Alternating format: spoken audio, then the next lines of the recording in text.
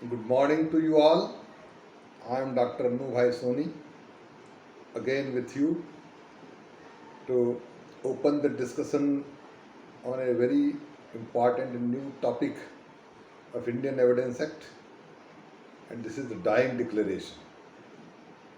आज मैं फिर आपके सामने साक्ष्य अधिनियम जिस पर हमारी चर्चा लगातार चल रही है, उसके एक बहुत ही महत्वपूर्ण विषय पर आपसे चर्चा आज मैं शुरू करने जा रहा हूँ, और उसे अंग्रेजी में कहते हैं डाइंग डिक्लेरेशन। हिंदी में कहा जाता है उसको मृत्युकालीन घोषणा। क्या कहा जाता है उसे? मृत्युकालीन घोषणा। सामान्य तौर से इसे लोग मरने से पहले किया गया कथन कहते हैं। मरने वाला व्यक्ति जब मरने से पहले कोई कथन करता है तो उसे हम मृत्यु पूर्व बयान या मृत्युकालिक कथन कहते हैं। इसके संबंध में इंडियन एविडेंस एक्ट की धारा 32 और उसकी उपधारा 1 बहुत ही महत्वपूर्ण है। विद्यार्थियों के दृष्टिकोण से, मैं कहूँगा अधिवक्ताओं के दृष्टिकोण से, और एक आम नागरिक जो इसके बारे में जानना चाहता है उसके भी दृष्टिकोण से ये विषय वस्तु अत्यंत महत्वपूर्ण है। और इसकी बारीकियों को जब तक आप जानेंगे नहीं, तब तक आप डाइंग डिक्लेरेशन के या मृत्युकालीन घोषणा के सही कंसेप्ट को, सही अवधारणा को शायद समझ नहीं पाएंगे। इसलिए मैंने इस विषय को चुना है। अपने भारतीय साक्ष्य अधिनियम पर जो हमारी लंबी चर्चा चल रही है, पिछली आपसे मुलाकात में हमने कन्फेशन पर चर्चा समाप्त की थी। धारा 27 पर चर्चा करते हुए हमने संस्कृति पे अपनी चर्चा समाप्त की थी। उसी दिन आपको बताया था कि अगली चर्चा हम डाइंग डिक्लेरेशन पर शुरू करेंगे। तो अपने वायदे के मुताबिक मैं आपके साथ रूबरू हूँ मृत्युकालीन घोषणा पर चर्चा करने के लिए। चलिए इस पर चर्चा शुरू करें। मृत्युकालीन घोषणा की कोई परिभाषा साक्ष्य अधिनियम में नहीं है, लेकिन साक्ष्य अधिनियम की धारा 32 ये प्रावधान करती है कि ऐसे व्यक्तियों के बयान, ऐसे व्यक्तियों के कथन साक्ष्य में ग्राह्य हैं, सुसंगत हैं, जो या तो मर चुके हैं, या जो मिल नहीं सकते, या जो बयान देने में असमर्थ हैं, या जिनको साक्षी के रूप में न्यायालय के सामने प्रस्तुत करना बड़ा खर्चीला और समय नष्ट करने वाला है। तो ऐसी स्थिति में धारा 32 जो है कुछ प्रावधानों के अंतर्गत ऐसे व्यक्तियों के बयान को सुसंगत मानती है, साक्ष्य में ग्राह्य मानती है। अब इसके पीछे की जो धारणा है उसको थोड़ा आप समझें। हमारा जो साक्ष्य अधिनियम है वो स्पष्ट रूप से इस बात का प्रावधान करता है कि जो कोई भी व्यक्ति साक्षी के रूप में न्यायालय के सामने उपस्थित होता है, उसको जो प्रत्यक्ष साक्षी है, या जिसको अपन बोलते हैं जो मौखिक साक्ष्य देने के लिए न्यायालय के सामने सशरीर उपस्थित होता है, उसे न्यायालय के सामने वही बात बतानी चाहिए जो उसने अपने इंद्रियों से जाना है, अपने इंद्रियों से जिसका बोध किया है। यदि वो देखने लायक घटना थी तो उसने अपनी आंखों से देखा है। यदि वो सुनने लायक घटना थी, जैसे कोई बम विस्फोट है ना, तो उसने अपनी कानों से विस्फोट की आवाज़ सुनी है, या और भी किसी तरह से अपनी स्वयं की इंद्रियों के माध्यम से उसने उसका एहसास किया है। और तभी वो एक सक्षम साक्षी के रूप में धारा 60 के अंतर्गत न्यायालय के सामने अपना बयान दर्ज कराएगा। और यदि वो स्वयं किसी घटना का न तो वो अपनी आंखों से देखने वाला है, न कानों से सुनने वाला है, न ही उसने अपनी इंद्रियों से उस घटना की किसी भी परिस्थिति का एहसास किया है, बोध किया है, तो माना जाएगा कि वो आदमी सुनी सुनाई बात को बता रहा है। और सुनी सुनाई बात हमारे यहाँ साक्ष्य में ग्राह्य नहीं है। ये हमारे साक्ष्य अधिनियम का मूलभूत सिद्धांत है कि हम हियर से एविडेंस, जिसको कहते हैं सुनी सुनाई बातों पर आधारित कथन या साक्ष्य, हम इसे साक्ष्य में ग्राह्य नहीं करते। क्यों नहीं करते? उसमें 2-3 बातें हैं। पहली बात, आप यदि किसी घटना के बारे में या किसी तथ्य के बारे में किसी से सुन करके उसको न्यायालय के सामने बताएंगे तो इस बात का ज़बरदस्त खतरा रहेगा, संभावना रहेगी कि आप उसमें अपनी ओर से कुछ जोड़ देंगे या अपनी ओर तरफ से लापरवाही में कहिए या स्मृति सही नहीं होने के कारण आप उसमें से कुछ चीज़ों को घटा देंगे, है ना। You may reduce certain part of the statement और you may add certain part from your side also.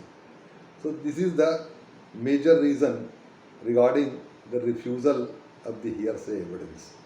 अनुश्रुत साक्ष्य को ग्रहण नहीं करने का या उसको साक्ष्य नहीं मानने का कानून के पीछे यही धारणा है कि उसमें जो साक्षी है वो किसी सुनी बात को सुनता है, जो मुख्य जो उसका दर्शी है, जो मुख्य व्यक्ति है, जो मुख्य साक्षी जो होता, उससे वो सुनता है उसको।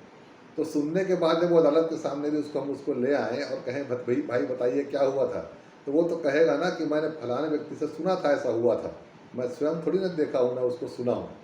तो ऐसे व्यक्ति के साथ यही खतरा होता है कि जिसने उसको बताया उसमें से बहुत सारी चीज़ों को वो छोड़ देगा या भूल जाएगा या बहुत सी चीज़ें अपनी ओर से उसमें उसी संदर्भ की चीज़ों को जोड़ देगा। दूसरी बात जो और इम्पॉर्टेंट है वो कि साक्षी की प्रतिपरीक्षा आवश्यक होती है। प्रतिपरीक्षा का मतलब होता है कि दूसरे पक्ष को उस साक्षी का परीक्षण करने का मौका मिलना चाहिए। भाई मुकदमे में दो पक्ष होते हैं, एक पक्ष की ओर से कोई साक्षी खड़ा है ना, और कोई बयान दे रहा है तो दूसरे पक्ष को उसके बयान का परीक्षण करने का मौका मिलना चाहिए। बहुत प्राकृतिक विधि का सिद्धांत है। तो जब कोई दूसरा व्यक्ति सुनी सुनाई बात को कहने आया है तो उसका क्या परीक्षण करेंगे, तो साक्षी ही नहीं है, तो उसका परीक्षण भी संभव, प्रतिपरीक्षण भी संभव नहीं हो पाता। और तीसरा, वो कोई बयान शपथ पर नहीं देता, जो बहुत आवश्यक चीज़ है साक्ष्य विधि में। तो ये तीन अभाव के कारण, ये तीन कमजोरियों के कारण हम सुनी सुनाई बात को साक्ष्य में ग्राह्य नहीं करते। हम किसी ऐसे व्यक्ति को साक्षी के रूप में नहीं बुलाते जो स्वयं अपनी इंद्रियों से घटना या तथ्य का बोध करने वाला नहीं है, जो किसी अन्य से सुन करके साक्ष्य देना चाहता है। हम ऐसे व्यक्ति को साक्षी के रूप में ग्रहण नहीं करते। ये हमारा साक्ष्य विधि का मूलभूत सिद्धांत है। लेकिन कभी कभी ऐसी परिस्थितियां होती है कि हमको ऐसे सुनी सुनाई बात पर ही भरोसा करना पड़ता है, हमको ऐसे व्यक्ति को ही बुलाना पड़ता है साक्षी के रूप में, या उसके कथन को सुसंगत मानना पड़ता है, जो स्वयं घटना का प्रत्यक्षदर्शी नहीं है, जो स्वयं किसी तथ्य का उसने स्वयं होकर के उसका बोध नहीं किया है, बल्कि वो किसी अन्य व्यक्ति के कथन को दोहराता मात्र है। उसके कथन को बताता है कि मैंने अमुक व्यक्ति से ऐसा सुना है या अमुक व्यक्ति ने मेरे सामने ऐसा कथन किया है ना। तो कभी कभी अपवाद स्वरूप हम हियर से एविडेंस को या सुनी सुनाई बात को भी साक्ष्य में ग्राह्य कर लेते हैं। आपका जो धारा 32 जिसमें आप मृत्युकालीन घोषणा को सुसंगत और साक्ष्य में ग्राह्य बनाते हैं, वो भी एक प्रकार का यही अपवाद है। उन्हें साक्ष्य विधि में जो मूलभूत सिद्धांत है कि we don't allow the hearsay evidence, the section 32 provides certain exceptions regarding this basic rule of the evidence. इस मूलभूत सिद्धांत के अपवाद के स्वरूप में जो धारा 32 है, उस 32 मुख्यतः हम जो जिससे चर्चा कर रहे हैं 32(1) जो है वो एक प्रकार से अपवाद है, जो हियर से एविडेंस को सुनी सुनाई बात को भी साक्ष्य में ग्राह्य बनाती है। और उसका कारण भी ये है कि कभी कभी मृत्युकालिक कथन के जो है या सुनी सुनाई जो बात है, उसके अलावा कोई हमारे पास और साक्ष्य होता नहीं है, तो वही सर्वोत्तम साक्ष्य होता है। अब यदि उसको भी हम हियर से एविडेंस के नाम से छोड़ दें तो आखिर मुकदमे में फैसला होगा कैसे। इसलिए आपराधिक मामलों में खास करके मृत्युकालीन घोषणा सुनी सुनाई बात होने के बावजूद भी, हियर से होने के बावजूद भी अपवाद स्वरूप साक्ष्य में ग्राह्य होती है। ये तो इसका कंसेप्ट है, इसकी एक अवधारणा है। अब प्रश्न उठा कि मृत्युकालीन घोषणा है क्या। तो मृत्युकालीन घोषणा के बारे में ये कहा गया है कि जहाँ पर एक व्यक्ति ने ऐसा कोई कथन किया है, चाहे वो कथन लिखित में हो, चाहे मौखिक हो, चाहे इशारों में भी हो, अब ये अपन उस पर चर्चा करेंगे।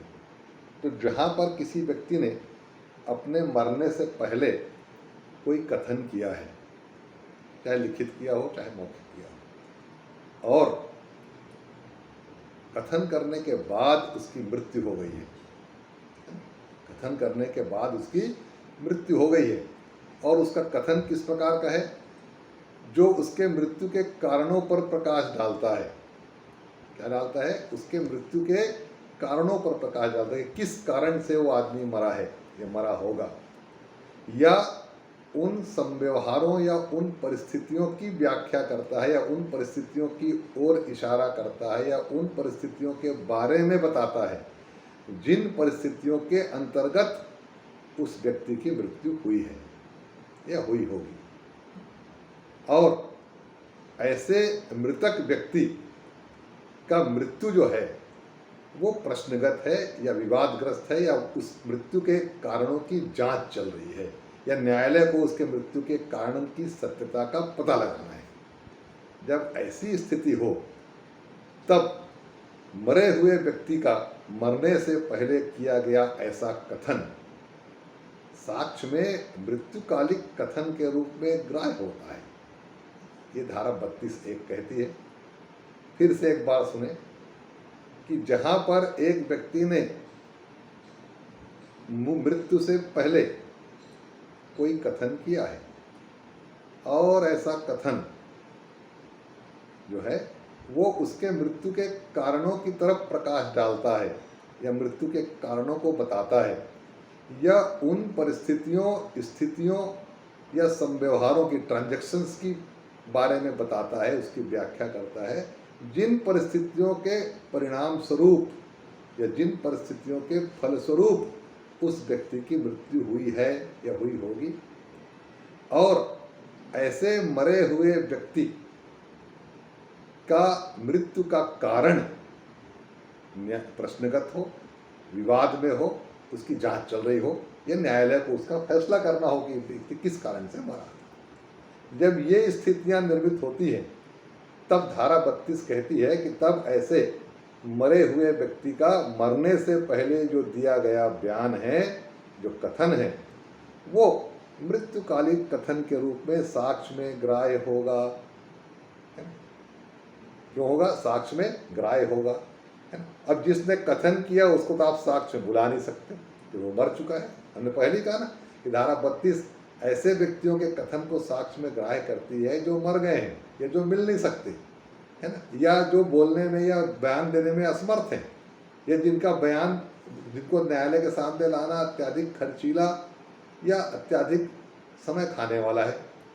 तो 32(1) कहती है कि जो आदमी मर चुका है, अब मैंने वो एक समझ लीजिए मर गया मतलब मिल भी नहीं सकता, है ना। अब ऐसे व्यक्ति ने कोई कथन किया है, और ऐसा कथन क्या है जो उसके मृत्यु के कारण पर प्रकाश डालता है, या उन परिस्थितियों को बताता है जिन परिस्थितियों के अंतर्गत वो मरा होगा या जिसको उसकी मृत्यु हुई होगी, तब वो व्यक्ति तो साक्ष्य देने के लिए आएगा नहीं कि मुझको इसने मारा है या वैसा है, वो तो साक्षी के रूप में उपस्थित नहीं हो सकता। तो फिर कौन उपस्थित होगा? जिसको उसने बताया है, जिसके सामने उसने कथन किया है।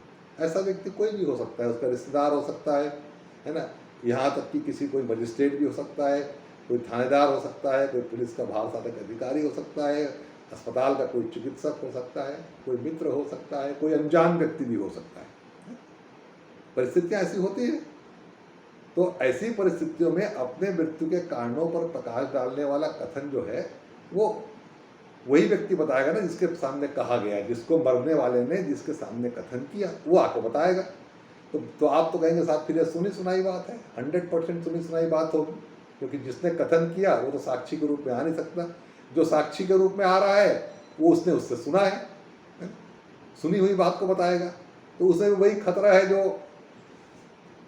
हियर से एविडेंस को स्वीकार करने में खतरा होता है। लेकिन फिर भी कुछ ये ऐसी परिस्थिति है इसमें इससे बढ़िया कोई और साक्ष्य हो नहीं सकता, इसलिए इसको स्वीकार किया जाता है अपवाद स्वरूप कि चलिए भाई आप बताइए कि मरने वाले ने मरने से पहले क्या कहा था,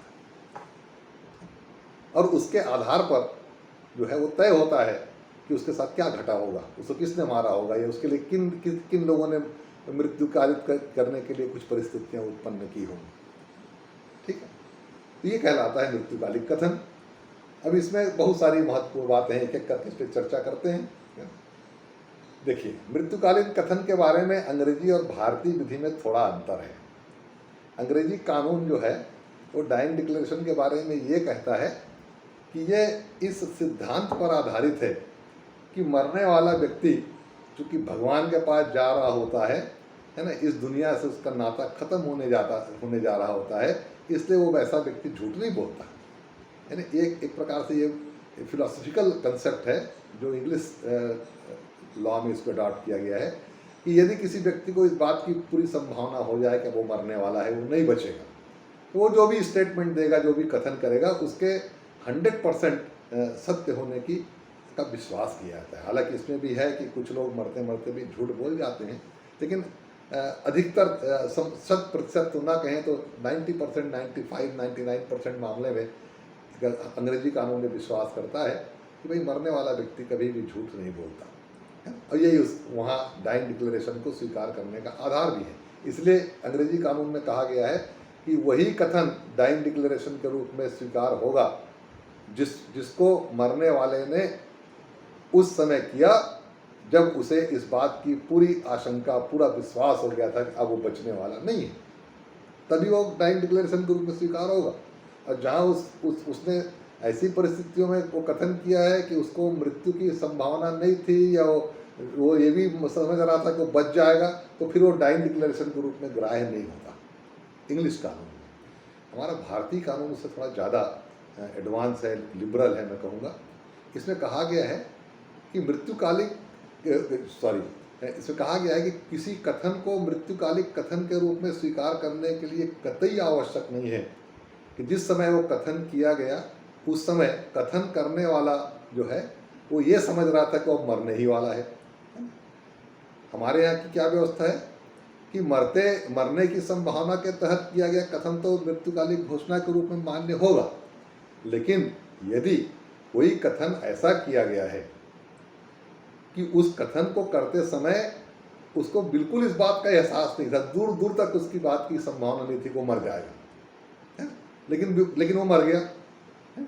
और यदि उसका ये कथन उसके मृत्यु की कारणों की ओर या उन परिस्थितियों की ओर प्रकाश डालता है, उसकी तरफ इशारा करता है, तो हम उसको भी डाइंग डिक्लेरेशन मानते हैं। भले ही ऐसा डाइंग डिक्लेरेशन, ऐसा मृत्युकालिक कथन करने वाला वो कथन करते समय बिल्कुल भी इस बात की संभावना में नहीं था, उसको इस बात की कतई आशंका नहीं थी, 1% भी उसको इस बात की आशंका नहीं थी कि वो मर जाएगा। जबकि ब्रिटिश कानून में क्या है कि उसी कथन को डाइंग डिक्लेरेशन माना जाएगा जो डिक्लेरेशन करने वाला इस संभावना पर कथन करता है कि अब वो जिंदा नहीं बचेगा। हमारे यहाँ ऐसा नहीं है, हमारे यहाँ दोनों को स्वीकार किया गया। यदि वो मरने की संभावना के अंतर्गत उस मानसिक दशा में कर रहा है तो भी वो डाइंग डिक्लेरेशन है, और यदि कथन करते समय उसको इस बात का कोई इल्म नहीं था, कोई संभावना नहीं थी उसके मन में कि अब इस कथन करने के बाद वो मर जाएगा, है ना, लेकिन वो मर जाता है, तो भी उसका ये जो कथन है ये हर हाल में डाइंग डिक्लेरेशन के रूप में स्वीकार किया जाएगा। मतलब ये बहुत इम्पॉर्टेंट है जो आपको जानना चाहिए कि मृत्युकालिक कथन के लिए कतई भारतीय विधि में कतई आवश्यक नहीं है कि ऐसा कथन करते समय कथन करने वाले को उसको स्वयं के मर जाने की पूरी आशंका थी या कोई भी आशंका थी, ऐसा कतई आवश्यक नहीं है। यदि वह उस समय बिल्कुल भला चंगा था, उसे मरने की कोई संभावना नहीं थी उसकी, और उसने कथन किया, लेकिन वो कथन उसके मरने के बाद उसके मरने की परिस्थितियों पर, मरने के कारणों पर प्रकाश डालता है, तो वो मृत्युकालिक कथन के रूप में 100% स्वीकार किया जाएगा। इस संबंध में आपको एक मामले का मैं रेफरेंस बताना चाहूँगा। वो मामला आपको किताब में मिलेगा। हर कानून का विद्यार्थी, अधिवक्तागण सभी इस मामले से अच्छी तरह परिचित हैं। ये मामला है पकला नारायण स्वामी वर्सेस किंग एम्परर, 1939 का। यदि मेरी याददाश्त सही है तो 1939 में ये प्रिवी काउंसिल में डिसाइड हुआ था। और इस मैंने जो ही पहले बताया ना, मृत्यु की आशंका, इसी पर यह प्रकाश डालता है। ये इस मामले में ये था कि एक व्यक्ति जिसका नाम था केन, इसका शॉर्ट नाम है केन।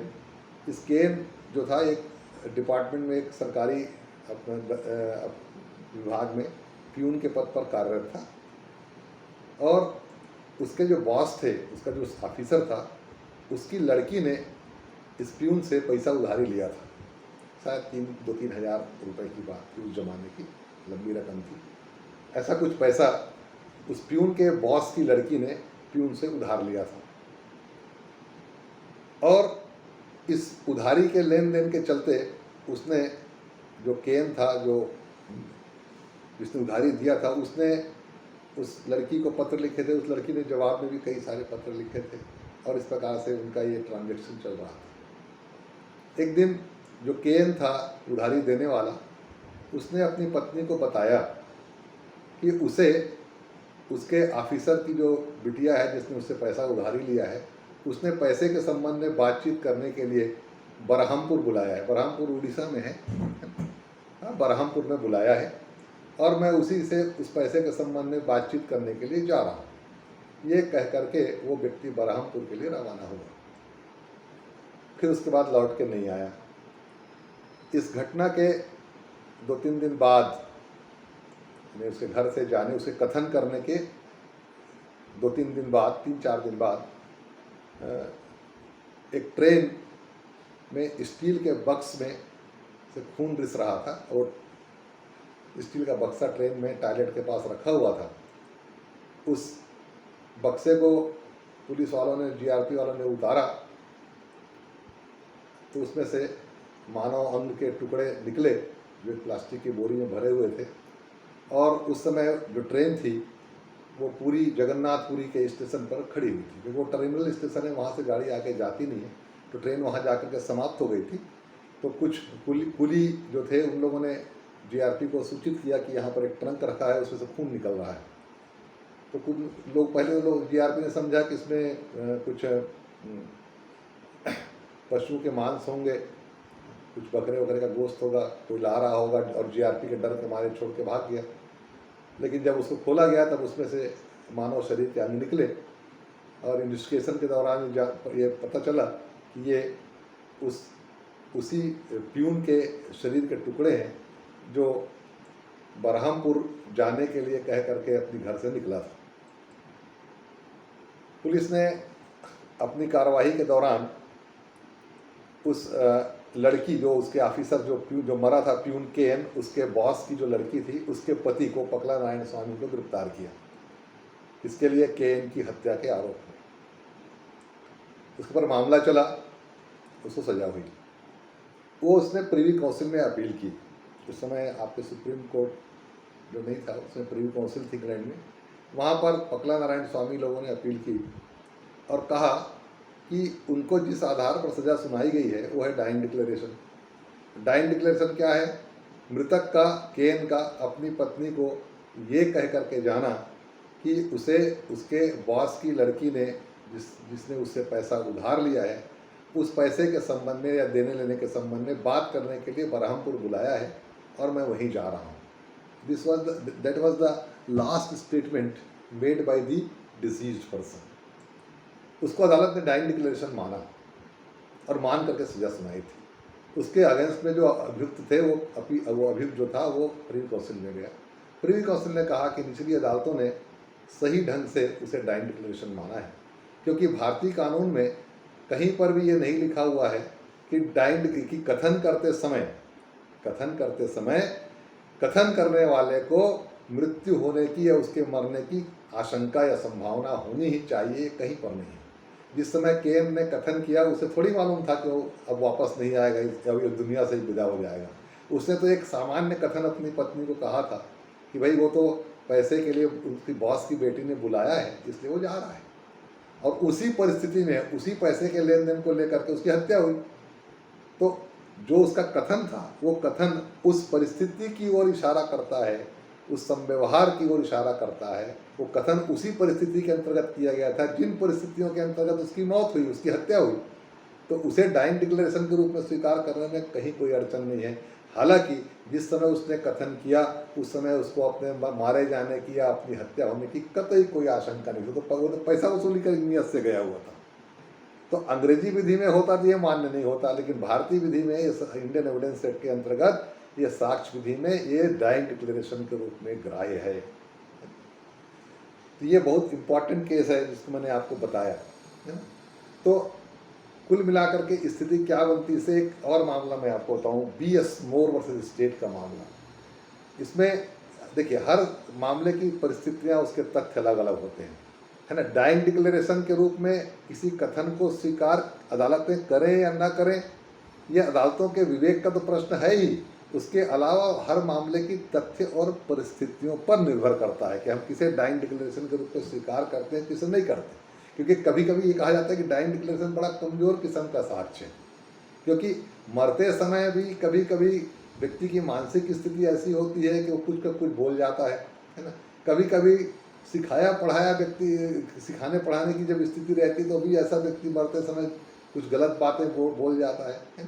तो इन सारी चीज़ों को विश्वास करके अदालतों ने कहा है कि ये एक साक्ष्य तो है, लेकिन थोड़ा कमज़ोर किस्म का साक्ष्य है, इसकी संतुष्टि अन्य स्वतंत्र साक्ष्यों से भी होनी चाहिए, है ना। डाइंग डिक्लेरेशन जो अकेला है उसके आधार पर भी दोष सिद्धि हो सकती है, लेकिन और भी जो सपोर्टिंग जो है एविडेंस है कुछ होने चाहिए, है ना। लेकिन यदि डाइंग डिक्लेरेशन विश्वसनीय है, उसके कथन में किसी प्रकार की कोई गड़बड़ी नहीं दिख रही है ना, सब कुछ बिल्कुल स्पष्ट है, तो अकेले डाइंग डिक्लेरेशन के बल पर भी दोष सिद्धि सजा सुनाई जा सकती है।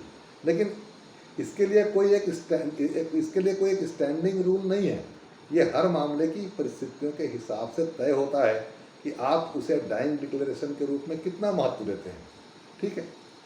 अब इसमें एक जो महत्वपूर्ण बात है जिस पर आपके साथ चर्चा करनी इसलिए आवश्यक है, क्योंकि ये माना जाता है कि डाइंग डिक्लेरेशन जो है क्या लिखित हो कि मौखिक हो कि क्या हो। तो देखिए साहब, मामले की परिस्थितियों के हिसाब से कई बार ऐसा, अब किसी को चाकू मार दिया गया, वो सड़क पर पड़ा हुआ है, एक कार वाला उसको रेस्क्यू करने के लिए कार रोक करके आता है, बोलता भाई क्या हो गया तेरे साथ में, किसने तेरे को मार दिया। तो उखड़ती सांसों के बीच उसने बताया कि उसको अमुक अमुक व्यक्ति ने मारा है। कार वाला उसकी बातों को सुना, उसको अस्पताल ले गया, उसने डॉक्टर को भी बताया कि उसको अमुक अमुक 3-4 लोगों ने मिल करके रास्ते में मारा है, उनको मैं पहचानता भी हूँ, उसके साथ जो लोग थे उसको नहीं जानता लेकिन उसको जानता हूँ। यानी दोनों व्यक्तियों को, एक तो जिसने उसको कार में लिफ्ट, जिसने उसको कार में स्पॉट किया उसको बताया, उसके अलावा डॉक्टर को बताया। अब ऐसी स्थिति में जिस परिस्थिति में उस व्यक्ति को पाया गया, खून बह रहा है, चाकू लगा हुआ है ना, हो सकता है वो सोच रहा हो कि वो मर जाएगा, हो सकता है उसने ये सोचा होगा बच भी जाएगा, लेकिन ऐसी परिस्थिति में वो जो स्टेटमेंट दे रहा है ना, उस स्टेटमेंट पे की परिस्थितियाँ हर मामले की परिस्थितियों से अलग। अब वहाँ पर आप बोलोगे इसका लिखित क्यों नहीं ले गया, नहीं, वहाँ पर लिखित लेने की उतनी ज़्यादा संभावना नहीं है, उतना ज़्यादा अवसर नहीं है उस समय। सबसे पहले तो उसको ये उसकी जान बचनी चाहिए। अब इसी दौरान में जब उसने स्टेटमेंट दिया तो उसको डॉक्टर ने सुना, उस कार वाले ने सुना, है ना। अब मान लीजिए वो व्यक्ति आगे चल के मर जाता है, तो ये जो दो व्यक्ति हैं, एक कार वाला और एक डॉक्टर, ये दोनों जो हैं एक सक्षम साक्षी होंगे अदालत के सामने ये बताने के लिए कि उसको उस मरने वाले व्यक्ति ने क्या बताया था। अब यहाँ पर वो जो कुछ होगा मौखिक होगा, तो ऐसे मौखिक यदि कोई कथन किसी ने किसी को किया है और जो उसके मृत्यु के कारणों से संबंधित है या उन परिस्थितियों से संबंधित है जिन परिस्थितियों के अंतर्गत उसकी मौत हुई है, तो इसका कतई ये कहना कि इसको लिखित नहीं होना चाहिए, नहीं, ये मौखिक हो सकता है। अक्सर बहुत सारे मामलों में मौखिक ही हुआ है ना। तो मौखिक को जिसने सुना वो न्यायालय में जा कर के उसका बयान देगा, है ना। अब यदि उसने उसको लिख लिया है, मान लो कोई कथन कर रहा है और कथन को सुनने वाला व्यक्ति उसको अपनी याददाश्त के लिए लिख लेता है ना, तो भी अच्छी बात है। उसको अदालत में जब साक्षी देगा तो उसे अपनी स्मृति को ताज़ी करने की जो कुछ भी उसने लिखा है उसको भी देखने का मौका दिया जाएगा।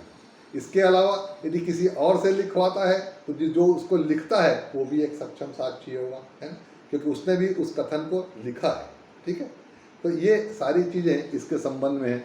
एक क्वीन वर्सेस अब्दुल्ला के मामले में बात कही गई कि ये जरूरी नहीं है कि लिखित में हो या मौखिक हो, ये इशारों में भी हो सकता है। एक दुलारी नाम की वेश्या थी, उसको अभियुक्त ने उसके गले पर चाकू चला दिया था, उसकी नसें कट गई थी, वो बोल नहीं पा रही थी। जब उससे पूछा गया कि तुमको किसने मारा, तो वो चुप थी। तो पूछने वाले ने, जो बयान ले रहे थे, जो साहब थे वहाँ पर, उन लोगों ने कई लोगों का नाम लेना शुरू किया। वो जितने लोग का भी नाम लेते थे वो हाथ को आगे पीछे करके नकारात्मक इशारा करती थी। इसका मतलब था कि नहीं, इन लोगों ने नहीं। लेकिन जब अभियुक्त का नाम आया, अब्दुल्ला का नाम आया, तब उसने हाथ को सीधा किया और हाथ को ये करके बताया, सकारात्मक ये किया, जिससे इशारा से पता चलता था कि हाँ, इसी व्यक्ति ने उसको मारा है। इसे उसका डाइंग डिक्लेरेशन माना गया। तो इसका लिखित होना कोई आवश्यक नहीं है ना। यदि किसी ने लिखा है तो वो अच्छी बात है, उसको सुनाएगा, अदालत के सामने उसका बयान देगा। जिसने लिखा है वो उसका बयान देगा, उसे अपनी स्थिति ताजी करने का ही मौका मिलेगा। और मौखिक है तो जिसने उसको सुना है वो उसको बताएगा, उसका वो सक्षम साक्षी होगा। कभी कभी ये प्रश्न उठता है, क्या FIR, प्रथम सूचना रिपोर्ट को डाइंग डिक्लेरेशन माना जाता है? कि घायल व्यक्ति थाने में पहुंचा, उसने अपने मारने वालों के नाम पते बताए, घटना की परिस्थितियों के बारे में बताया और मर गया। तो क्या FIR को डाइंग डिक्लेरेशन माना जाएगा? अदालतों ने कहा है बिल्कुल माना जाएगा। प्रथम सूचना रिपोर्ट जो है उसे भी उस व्यक्ति का एक लिखित डाइंग डिक्लेरेशन माना जाएगा, उसी रूप में साक्ष्य में ग्राह्य होगा। एक महिला ने जो अपने ससुराल वालों से पीड़ित थी, उसने एक परिवाद कंप्लेंट दायर किया था अदालत में। उसने बताया था उसने कि उसके साथ किस प्रकार की ज्यादतियाँ हो रही हैं, और उन्हीं ज्यादतियों के फलस्वरूप उसने आगे चल करके उसने आत्महत्या कर ली। अदालत ने कहा कि बिल्कुल उसका जो कंप्लेंट है वो उसका डाइंग डिक्लेरेशन है। उसने उन परिस्थितियों पर प्रकाश डाला था जिन परिस्थितियों के चलते आज उसकी मृत्यु हुई है ना। मृत्यु शब्द की परिभाषा में आत्महत्या भी शामिल है। मृत्यु का अर्थ ये नहीं कि कोई दूसरा ही मारे आपको। यदि आप किन्हीं परिस्थितियों के चलते आत्महत्या करते हैं, तो यदि आत्महत्या करने का कारण बहुत निकटतम कारण है ना, है कोई निकटतम कारण है, और उन कारणों पर यदि आपने पहले बयान दिया है तो आपका डाइंग डिक्लेरेशन माना जाएगा। ठीक है, तो ये डाइंग डिक्लेरेशन के संबंध में कुछ बहुत महत्वपूर्ण बातें हैं।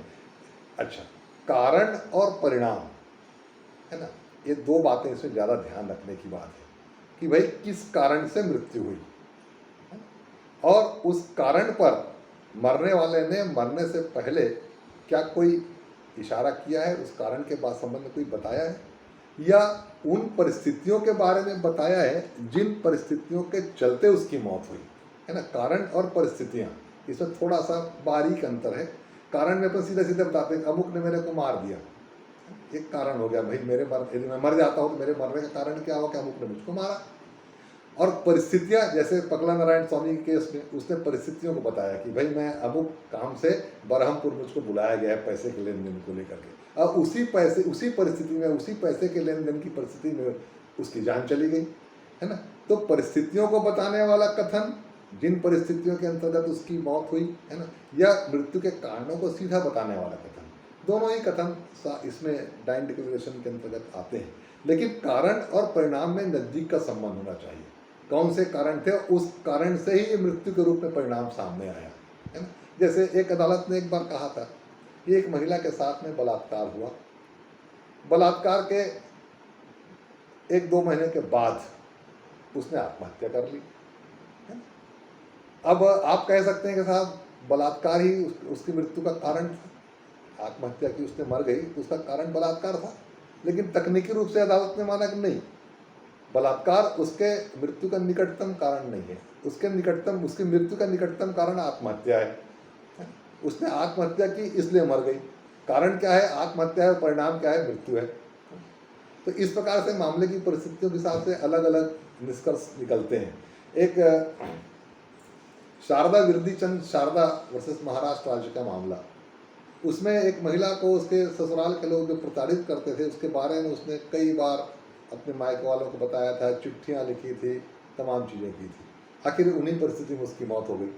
उसकी लिखी हुई तमाम चिट्ठियों को, उसके द्वारा किए गए तमाम कथनों को अदालत ने अंततः माना कि ये डाइंग डिक्लेरेशन के स्वरूप का है, क्योंकि उन्हीं परिस्थितियों की ओर इशारा करता है जिन परिस्थितियों के अंतिम परिणाम के रूप में उसकी मौत हुई।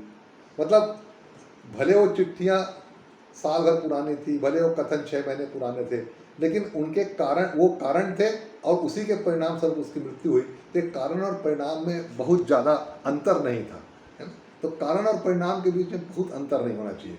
अब उसको थोड़ा ऐसे समझें, जैसे मान लो मैं ये कथन करूं किसी व्यक्ति को कि भाई आजकल मेरी तबीयत ठीक नहीं रहती है, हो सकता है कि मैं एक आध साल जिंदा रहूं या मर जाऊं, या मुझको अमुक प्रकार की कैंसर की बीमारी हो गई है और मेरा अब जिंदा रहना ज़्यादा दिन तक संभव नहीं है।